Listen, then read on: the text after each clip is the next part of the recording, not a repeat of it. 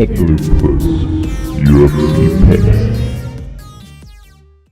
What's up, you dogs? Big Blue Puss here with another UFC prediction video.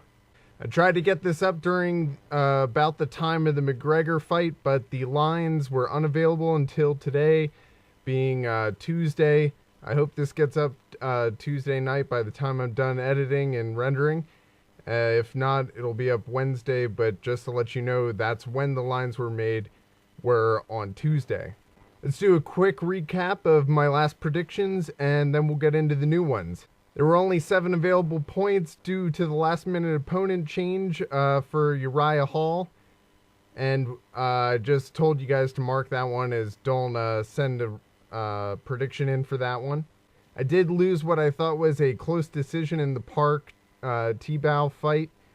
I did predict that Cerrone would win with a decision victory, correctly earning 2 points, and I really thought he did win that fight by taking rounds 1 and 3. I did give Henderson round 2, and I thought round 3 was close, but I really do think Cerrone deserved that one. I also got 2 points for the McGregor TKO KO, but unfortunately he just didn't do it in round 1. I felt that he could have, but he didn't seem to be wanting to push it and finishing it in round 1. Despite what he predicted, but I did get 2 for that. So 4 out of the possible 7. My theoretical $1,000 won $845 and lost the other $350, leaving me at $495 in profit on the night. I also allegedly put money on McGregor's under 1.5 rounds once the lines dropped down to minus 155. So I was, boom, happy with that. Now to the first fight on the Fox 14 card. Corsani versus Sicilla.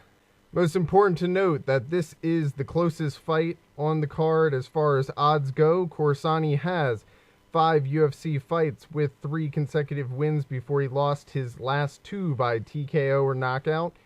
So his chin is going to be in question. Important to note, the 2 losses were against much higher ranked fighters. Now, Sicilla has 7 UFC fights with a slightly lower win rate with less competitive opponents. He went 1 for 3 in 2014 with 2 losses by submission. I think that Corsani's starting off slightly more talented, and while it has been a while since he pulled off a submission, I'm going to make a ballsy call here and predict that Akira Corsani will pull off a win by submission in round 3 of the fight.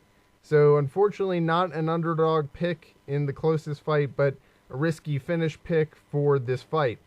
Alright, Phil Davis versus Ryan Bader. Davis has had a decent showing in his last 5 fights, but most important to note, he won a very decisive victory in his last fight against Glover Teixeira with 9 takedowns and outstriking Glover 7-1. Bader has an identical record for the last 5 fights. He also had 9 takedowns against Ovince St. Preux in his last fight, but went 1-1 on striking. So his ability to keep his opponent down and land good ground strikes is in question. Going off of these histories, the Big Blue prediction is that Phil Davis will score takedowns, ground and pound, and will have better cardio for the 2nd and 3rd rounds. I believe Phil Davis will win by decision, and in my opinion will take all 3 rounds. Alright, Henderson Mousasi. Henderson's coming off 5 tough last fights with only 1 win against Shogun in a fight that he was undoubtedly losing until the 3rd round where he scored a knockout. Mousasi is well-rounded and has a better last 5 fights with mixed results against better opponents. With Henderson on the decline and Mousasi's record of never being knocked out in the UFC, I don't think Henderson will be able to use his power punches effectively against him. I think Henderson's only chance will be some takedowns with ground and pound or choking out Mousasi by taking the back. With that, the Big Blue prediction is Gegard Mousasi will win by TKO or knockout in round 3 of the fight. Gustafsson versus Johnson. This is, of course, the main event of the night and a very interesting matchup based on what we saw from the Jones-Cormier fight. Again, we have a very tall mixed martial artist against a shorter striker. Now, Johnson is roughly 5 inches taller than Cormier is, but the type of matchup is very similar to the Jones-Cormier fight.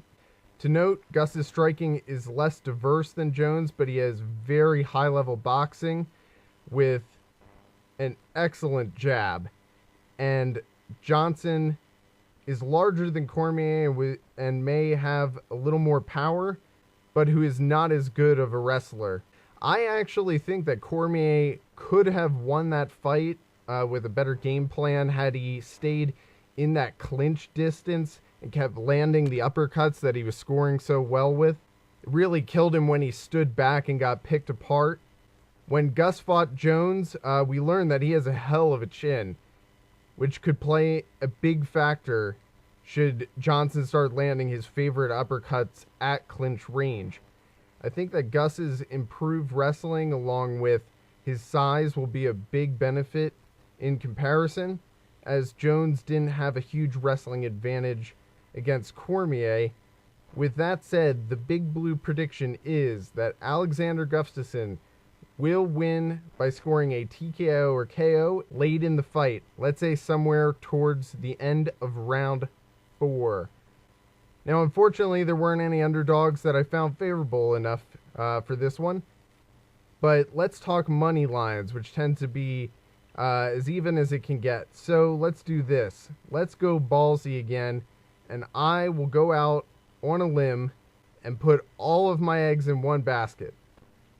Now, I wouldn't normally do this, but I'm in competition with you guys, which I hope you participate in by checking the description. I'm going to put all $1,000 on the Davis Bader over 2.5 rounds at plus 205 for a potential gain of $2,050. I hope this was helpful and exciting. Please participate by sending in your picks. Check out the description box below and be sure to like the video and subscribe for more content. If you're here only for UFC stuff, make sure you subscribe to the UFC only channel. Thanks for watching, guys. Puss out.